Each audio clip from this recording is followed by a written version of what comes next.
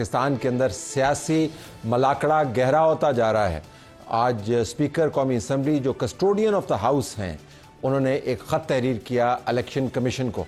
خط بہت اہم ہے، اسپیکر کے عہدے کی اہمیت کے پیش نظر زیادہ اہم آپ کو لگتا ہے۔ خط کے اندر یہ لکھا گیا ہے کہ جناب آپ نے ہماری قانون کی جو معاملات ہیں ان کو مد نظر رکھنا ہے، اور قانون یہ بن چکا ہے کہ کوئی جماعت کا ایسا شخص جس نے اپنی جماعت کی ایفیلیشن کا ایفیڈیوٹ نہیں دیا سمبل لینے سے پہلے، وہ اس جماعت کا پارلیمان کے اندر آ کے ممبر نہیں بن سکتا۔ آپ نے اس قانون کا احترام کرنا ہے، اور جو لوگ پی ٹی آئی کے متصور ہو رہے ہیں اس بنیاد پہ کہ سپریم کورٹ کے 8 جج صاحبان نے کہا ہے کہ ان کو پارٹی سوئچ کروا کر پی ٹی آئی کا ممبر بنایا جائے، وہ پی ٹی آئی کے ممبر نہیں بن سکتے۔ اگر ایسا ہوگا تو خط کے اندر واضح انداز سے یہ بات لکھی گئی ہے، حوالہ دیا گیا ہے کہ وہ وفاداریاں تبدیل کروانے کے مترادف ہوگا۔ تو اس معاملے کو ذہن میں رکھیں، اسپیکر صاحب فرما رہے ہیں، الیکشن کمیشن کو کہہ رہے ہیں، اور یہ بھی دیکھیں جو قانون بن چکا ہے اس کا احترام کریں۔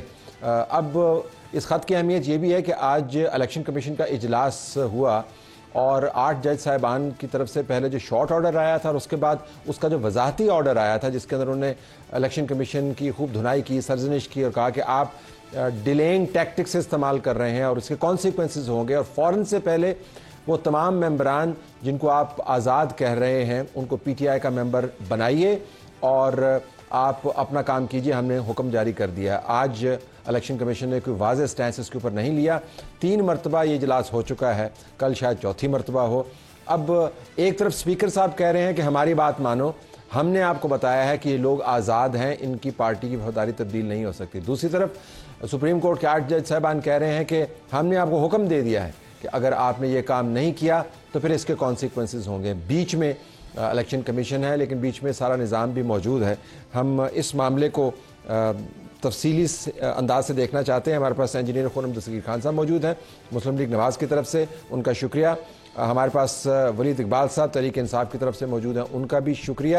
اسی پروگرام میں ناظرین ایک حصے میں ہم سینیٹر کامران مرزا سے بات کریں گے جے یو آئی، اور سہیل رشید نمائندہ سما ٹی وی ہمیں جوائن کریں گے۔ ہم ان سے پوچھیں گے کہ سپریم کورٹ کے اندر اور دوسری کورٹس کے اندر جو کیسز کا برڈن ہے وہ کتنا زیادہ ہے۔ آج خبر یہ بھی آئی ہے کہ آئی ایم ایف نے کہا کہ جو کیسز پینڈنگ ہیں اس کا برڈن پاکستان کی اکانومی پر بہت زیادہ ہے۔ ایک اطلاع کے مطابق یہ برڈن 2% ہے جی ڈی پی کا، جو تقریباً $5 بلین کے قریب خطیر رقم بنتی ہے، جو کیسز کے حوالے سے نظام کے اندر پھنسی ہوئی ہے۔ تو وہ ہمیں بتائیں گے کہ کیسز کہاں کہاں پر پھنسے ہوئے ہیں۔ تو خورم دستگیر صاحب، آپ سے بات کا آغاز کر لیتے ہیں۔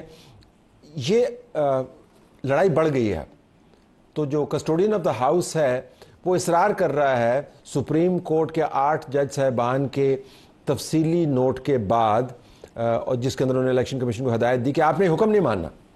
سو بیسیکلی وہ کہہ رہے ہیں کہ سپریم کورٹ کا حکم نہ مانیں، ہمارا حکم مانیں۔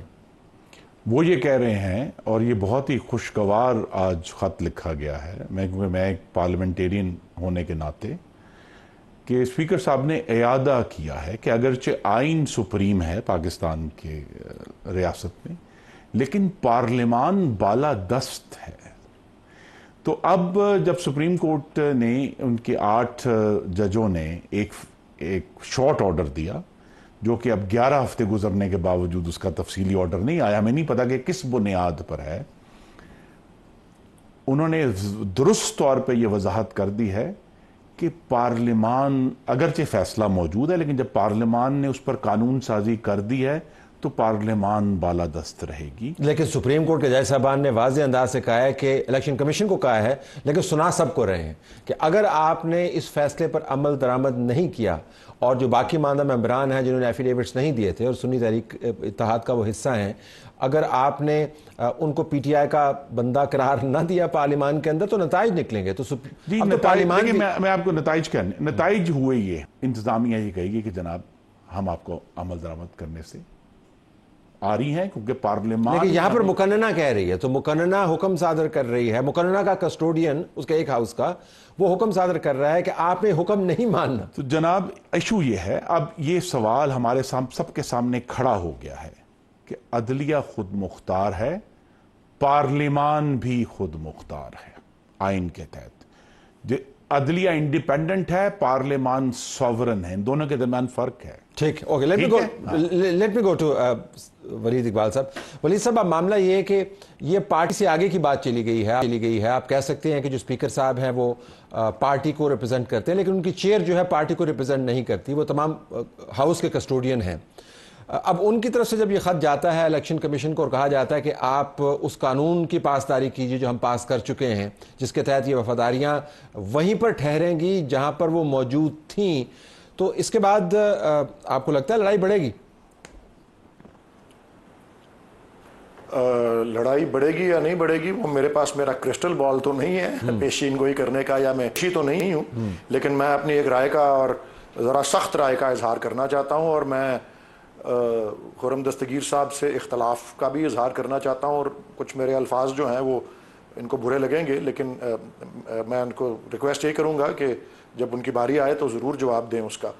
میں سمجھتا ہوں کہ یہ آج پاکستان کی آئینی تاریخ کا ایک سیاہ باب جو ہے یہ رقم کیا ہے اسپیکر نیشنل اسمبلی نے، اور پھر ان کی تقلید کی ہے جو پنجاب اسمبلی کے اسپیکر ہیں انہوں نے بھی. اس سے بڑا جو ہے اپنے آپ کو پلیت کرنا جو ہے نا، میں نہیں سمجھتا ایک آئینی نظام کے اندر اس طرح کی حرکات ہو سکتی ہیں. اور میں خاص طور پر جو پنجاب اسمبلی کے اسپیکر ہیں ان سے بھی میں ٹیلی ویژن پروگرامز وغیرہ میں شرکت کی وجہ سے میرا ان سے ملاقات رہی. ایاز صادق صاحب کو سیاست ایک طرف رکھتے ہیں، میں ذاتی سطح پہ جانتا ہوں، اور ان کی فیملی کو میں 3 جنریشن سے ہمارا تعلق ہے. ان کے father in law chief justice Sardar Muhammad Iqbal Lahore high court کے چیف جسٹس تھے جب 1970 میں میرے والد ڈاکٹر جاوید اقبال دونوں انتقال کر چکے ہیں. سردار اقبال صاحب بھی اور میرے والد بھی، دونوں کو اللہ غریق رحمت کرے. سردار اقبال صاحب نے میرے والد سے حلف لیا تھا ایز اے ہائی کورٹ جج جب ان کا تقرر ہوا تھا 1970 میں، اور وہ ایک ذہین ترین ججز میں سے ایک تھے سردار اقبال صاحب، جو فادر ان لا تھے سردار ایاز صادق صاحب کے. اور مجھے توقع نہیں تھی کہ سردار ایاز صادق صاحب، میں پرسنل لیول پہ بھی ایز اے پرسنالٹی وہ جو ہیں، اور دوسرا جو ان کا بیک گراؤنڈ ہے اس کے ہوتے ہوئے وہ اس طرح کے اندر شریک ہوں گے کہ وہ ایک تحریری طور پہ ایک خط لکھ رہے ہیں سپریم کورٹ کے حکم اور اس کے فیصلے کی نافرمانی کا ایک اور ادارے کو، جس کو اس کا پابند کیا گیا ہے اور اس کا ابھی چند ہی دن پہلے یہ حکم دیا گیا ہے. میرے خیال میں یہ بات تقریباً نہیں حقیقتاً ٹینٹم آؤنٹ ہے، یا اس کا مطلب یہ ہے کہ جی سپریم کورٹ کی کوئی حیثیت نہیں ہے. وہ اس کو اگر آئین نے ایک فیصلہ کرنے کا، قانون کی تشریح کرنے کا، آئین کو نافذ کرنے کا اختیار اگر دیا ہوا ہے، وہ اختیار کاغذی ہے اور بے معنی ہے، یہ اس خط کا مطلب ہے. اور جو شخص چاہے اور جس کے ہاتھ میں انتظامی قوت ہو، جس کے ہاتھ میں ریاست کی مشینری ہو، جس کی ہاتھ میں پستولیں اور بندوقیں اور پولیس ہو، coercive power of the state جس کے پاس ہو، وہ کہہ سکتا ہے کہ نہیں سپریم کورٹ نے فیصلہ کر لیا ہے لیکن میری مرضی ہے، اور میری مرضی وہ جس بھی وجہ سے ہے. ولی صاحب، میں اگر آپ کو انٹرپٹ کر پاؤں، آپ نے میں صرف سوال کرنا چاہوں گا، میں آپ کا فلو نہیں توڑنا چاہ رہا تھا، لیکن ظاہر ہے بحث کو ہم نے آگے بھی بڑھانا ہے. آپ کے الفاظ وہ آپ کے الفاظ ہیں، لیکن جو اسپیکر صاحب ہیں انہوں نے وہ قانون بنایا نہیں. وہ قانون موجود ہے، فیلڈ میں موجود ہے. نمبر 2، جب وہ کہتے ہیں کہ پارلیمان سوورن ہے تو وہ آئین کو سائٹ کر رہے ہیں. تو جہاں پر آپ ذاتی تعصب کا عنصر تلاش کر رہے ہیں، تو میں یہ جاننا چاہتا ہوں کہ کسٹوڈین آف دا ہاؤس جو آئین میں ترمیم کرنے کا حق رکھتی ہے، جو قانون سازی کا حق رکھتی ہے، اگر اس کا کسٹوڈین یہ کہتا ہے کہ ہمارا قانون بنا ہوا ہے ایک اور ادارے کو، تو وہ حکم جو ہے کس طریقے سے اتنا برا ہو گیا کہ آپ نے اتنے سخت الفاظ اس کے لیے استعمال کیے؟ میں آپ کو عرض کر دیتا ہوں، میں ایکسپلین کر دیتا ہوں، میں آپ کو ایکسپلین کر دیتا ہوں. اور مجھے لگتا ہے، اور میں اس بات میں اب دل سے یقین، I believe in my heart, کہ ایاز صادق صاحب کو ٹیوشن دینے کی ضرورت ہے قانون اور آئین کے بارے میں.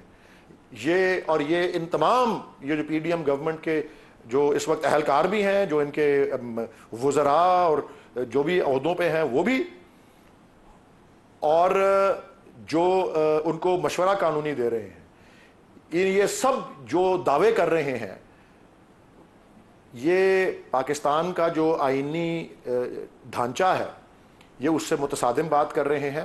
پارلیمنٹ سوورن نہیں ہے.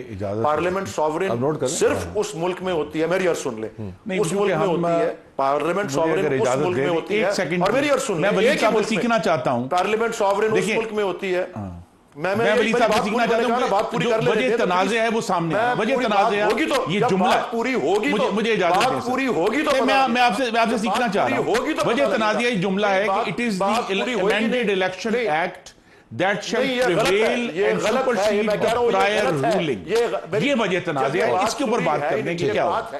یہ بات ہے ہی نہیں. یہ بات کیا ہے؟ میری بات جب تک پوری نہیں ہوئے گی, میں اپنا پوائنٹ جب تک ایکسپلین نہیں کر سکوں گا, یہ بحث آگے بڑھ نہیں سکتی. تو میری عرض سن لیں. میری عرض یہ ہے کہ پارلیمنٹ سوورن نہیں ہے. پارلیمنٹ سوورن نہیں ہے. پارلیمنٹ عدلیہ کے اوپر بالادست.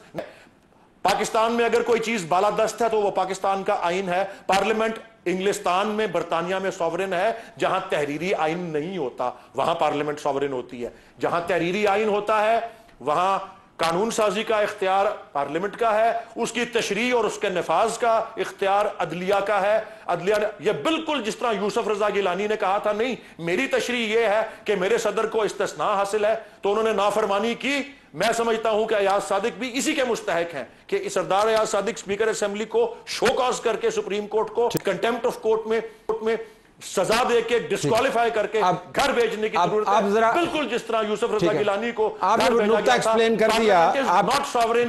The constitution is supreme. ٹھیک ہے, اوکے.